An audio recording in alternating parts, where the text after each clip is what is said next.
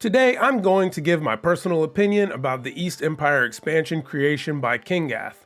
I know that these paid mods are controversial, but what I'm trying to do is help people who don't mind spending money on these creations to see if it's worth the asking price. Let me break down how this video is going to go because there will be spoilers, but I will leave those at the end. First, I will give a brief overview of what the mod does and changes. Next, I will talk about the mod author and what they've done previously. Then I'm going to give a brief explanation of the experience that I had so I can go over the price and whether I believe it's worth it. After that is when I will go into spoilers and the overall experience of what it was like using this mod with a freshly installed Anniversary Edition game and the newest follower creation downloaded. No other mods were added because I was trying to make sure that nothing was interfering with this one, and timestamps should be in the description so you can skip anything you don't want to see. The East Empire expansion creation provides the player with various tools that will help them set up a network of outposts that will provide services that benefit the player in the form of gold and resources. One of those services includes a loot delivery service where the East Empire Company will carry the player's loot from dungeons back to town or even your home.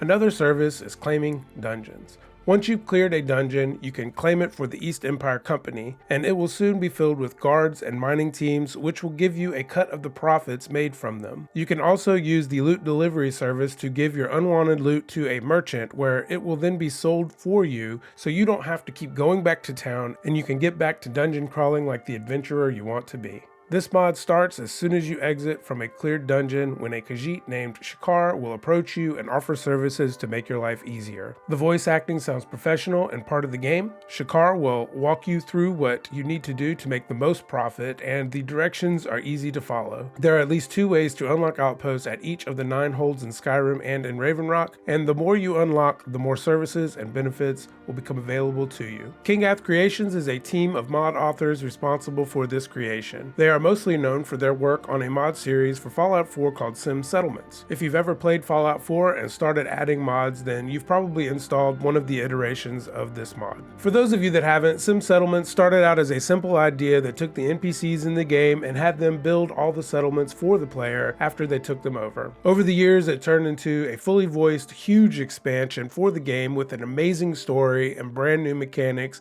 and is now considered by many players to be a must-have mod on their mod list. Algernon's plan could have worked. It's a wasted effort, and it violates our contract. Enough! I know what our employer wants, but if we withhold the tech, then they can't do a damn thing.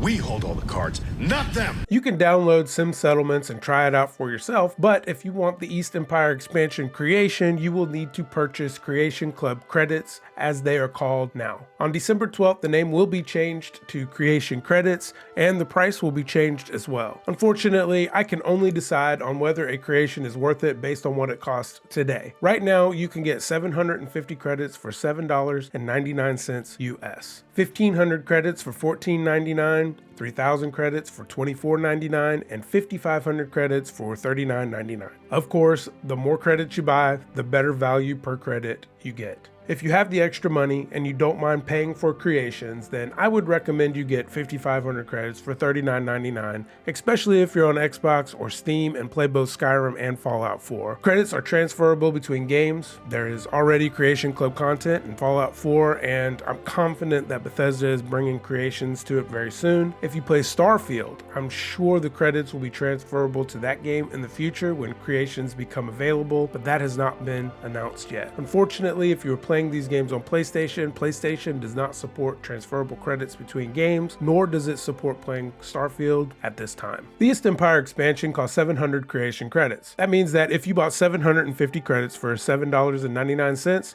you would be paying $7.46 for the 700 credits that you would need. However, you would be left with 50 credits, and I don't think there's anything that you could get for that. So basically, you are paying $8 for this creation. If you spent $39.99 and received 5,500 credits, you are basically getting the creation for $5.09, and you will still have enough credits left over to buy several other creations. This is why I say, if you're going to buy creations for this game or any other Bethesda game in the future, then getting the big biggest bundle is the best value per credit. At the current price of credits, any of these options are good in my opinion for what you get with this creation. This creation adds several hours of gameplay and mechanics to the game that will change your playstyle. It's not perfect, and I will get into the minor problems that I ran into in the spoiler section, but if you're buying credits today and this creation looks like something that you would enjoy, I'm confident that you will not feel like you were ripped off in any way. The high production value, along with the hours of gameplay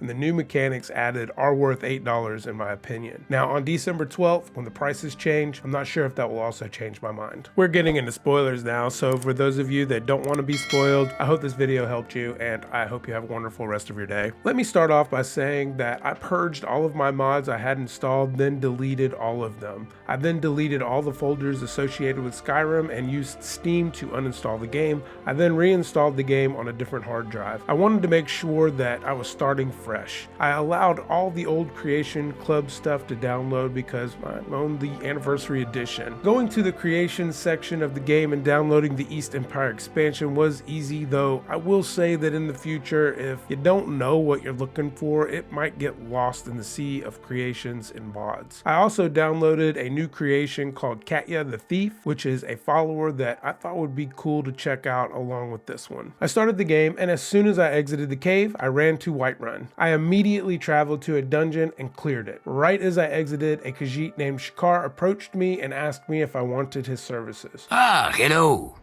I offer greetings to you, yes?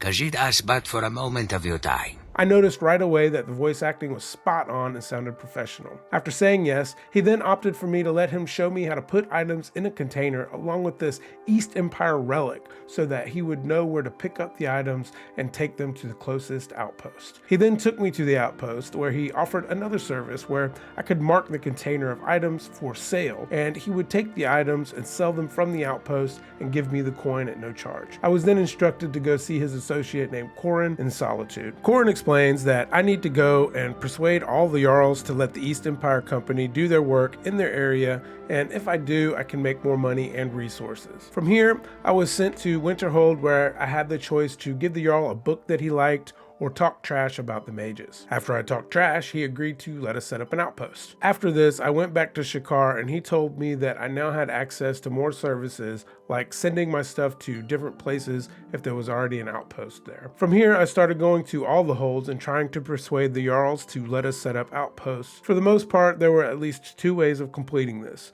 a persuasion check or paying with gold. Sometimes only paying with gold. After visiting a capital in a hold, you can then fast travel back to the outpost and click on the book, and it will give you a note that will tell you another way, sometimes two, to persuade the Jarl. These objectives consist of getting an item for them or using information to blackmail the Jarl into giving you what you want. Sometimes you must go take down some kind of monster, so basically a short quest. I think these can add a lot of value, but this is where the problems came in for me. I'm not sure why, but after picking up a letter that told me what I had to do, it would not show a map marker directing me to the thing I needed to get. I just thought it was designed that way because I did end up finding the item, but at one point I picked up the note and it did give me a map marker. I went to it and there was nothing there. In one case I was supposed to kill a Hagraven, and in another I was supposed to kill a ghost. Neither spawned. There was no way to complete this quest, so I had to revert to either paying with gold or using persuasion if possible. Here's the thing, some of these holds cost a lot of gold to get them to let you set up. It can take a while to get that gold back, so I'm not convinced that paying is the best option.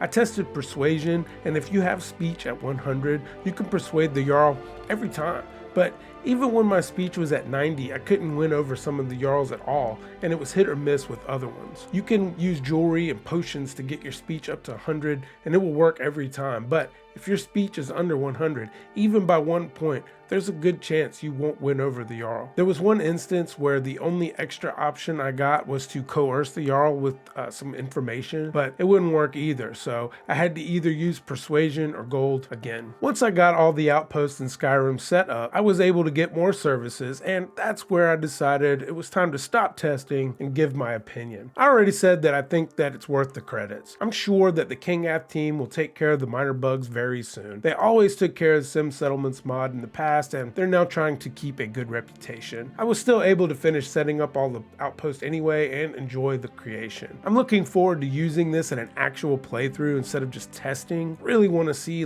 just how much coin I can get after upgrading all the outposts and the holds, and I'm looking forward to setting up one in Raven Rock. If you found any value in this video, then please hit the like button and don't forget to subscribe to the channel. It would mean a lot to me if you did.